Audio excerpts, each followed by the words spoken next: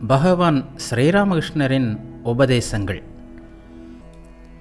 உலகிற்கு நல்லது செய்ய வேண்டும் என்று நீங்கள் சொல்கிறீர்கள். உலகம் அவ்வளவு சிறியதா என்ன? உலகத்திற்கு உதவ நீங்கள் யார்?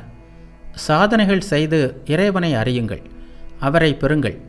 அவர் ஆற்றலை தந்தால்தான் எல்லோருக்கும் உதவி செய்ய முடியும், இல்லாவிட்டால் துளியளவும் முடியாது.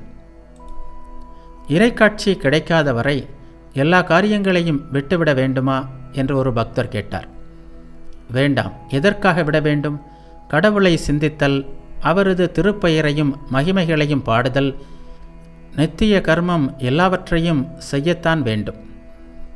உங்களிடம் வந்து சேர்பவற்றை தவிர்க்க முடியாதவற்றை செய்யக்கூடாது என்பதில்லை. ஆனால் அவற்றையும் பற்றின்றி செய்ய வேண்டும். வரைந்து கட்டிக்கொண்டு பல வேலைகளில் ஈடுபடுவது நல்லதல்ல. அது கடவுளை மறக்க செய்துவிடும்.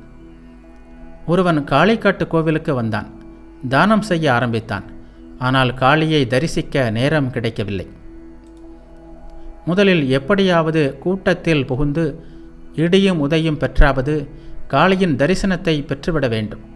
அதன் பிறகு வேண்டிய அளவு தான தர்மங்கள் செய்யுங்கள், அல்லது செய்யாமல் இருங்கள்.